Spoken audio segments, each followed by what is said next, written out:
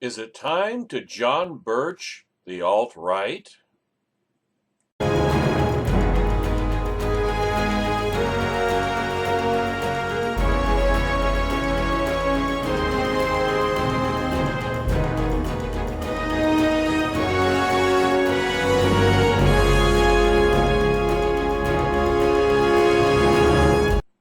In denouncing the fringe movement, Hillary Clinton has treaded where the GOP apparently will not. Jenna Goldberg's syndicated column on Wednesday, August 31st, 2016. Last week we saw one of the most remarkable moments of this most remarkable political season. A major politician defended the conservative movement and the Republican Party from guilt by association with a fringe group of racists, anti-Semites, and conspiracy theorists who have jumped enthusiastically on the Trump train. Come on! Nice and easy!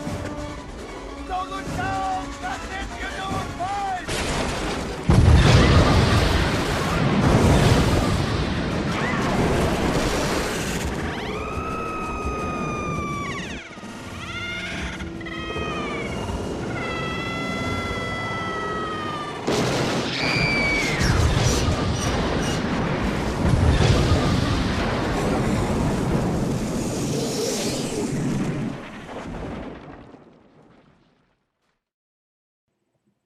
Namely, the alt-right.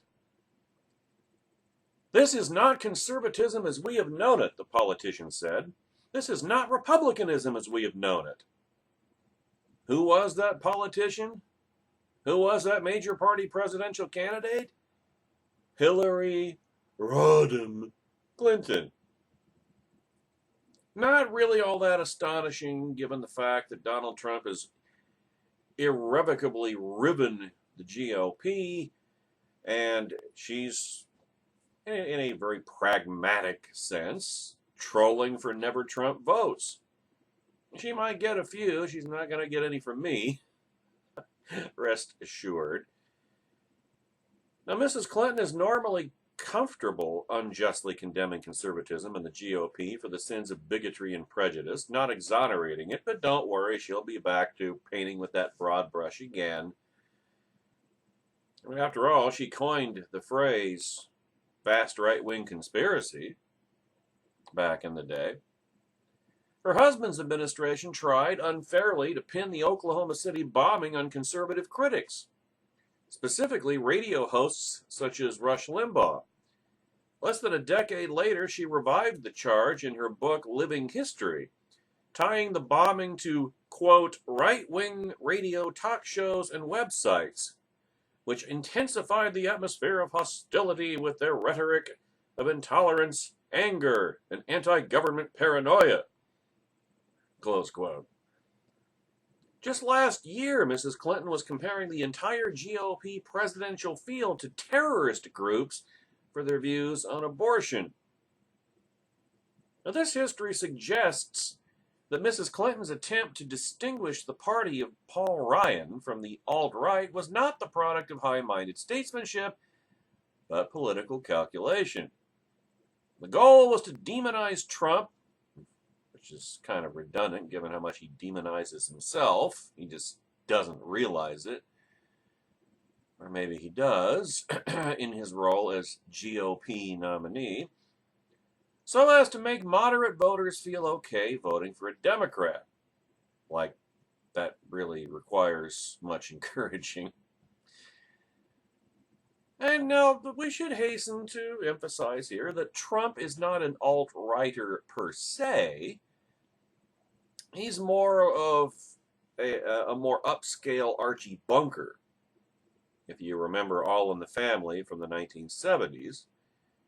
I mean, Trump is not militantly or hostilely prejudiced. He's just, he was just raised that way like Archie Bunker was. Archie Bunker never meant any harm, but he was a walking, roaring fount of prejudiced ignorance, right?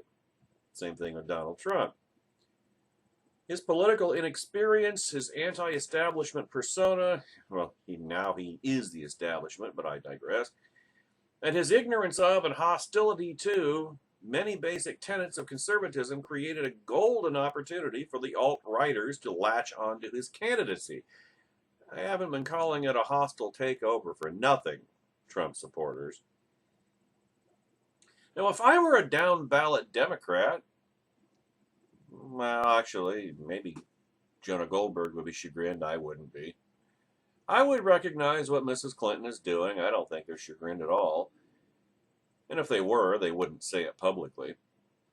By exonerating the GOP from the stain of the alt-right, which really isn't what she's trying to do or doing, Mrs. Clinton has, well, no, she really hasn't made it harder for Democrat candidates to tar their opponents with it. They'll do it with gleeful abandon anyway. I mean, there's a story that came out just yesterday that a lot of Hillary Clinton voters are planning on ticket splitting, which tells me they don't trust her any more than we do. What's truly extraordinary, though, is that Mrs. Clinton is doing work many conservatives won't, even though it's for the wrong reasons. There is a diversity of views among the self-described alt-right, but the one unifying sentiment is racism, or what they like to call racialism, or race realism. In the words of one alt-right leader, Jared Taylor, quote, "The races are not equal and equivalent," close quote. Don't mince words, Jared. What do you really think? On Monday, Taylor asserted on National Public Radio's Diane Rehm show that racialism, not religion or economics or anything else, is the one issue that unites alt-righters. Alt-right in the sense of National Socialism. If you read the writing, which is of the left, not of the right, if you read the writings of leading alt-righters, it is impossible to come to any other conclusion. Some are avowed white supremacists. Some eschew talk of supremacy and instead focus on the need for racial separation to protect white identity. But one cannot talk about the alt-right knowledgeably without recognizing their racism. And yet, that is exactly what some conservatives seem intent on doing. For example, Hugh Hewitt, the influential radio talk host and classic GOP partisan hack, has been arguing that there is a narrow alt-right made up of an execrable anti-Semitic white supremacist fringe, but also a broad alt-right made up of frustrated Tea Partiers and others who are simply hostile to the GOP establishment and any form of immigration reform that falls short of mass deportation. I'm not going to.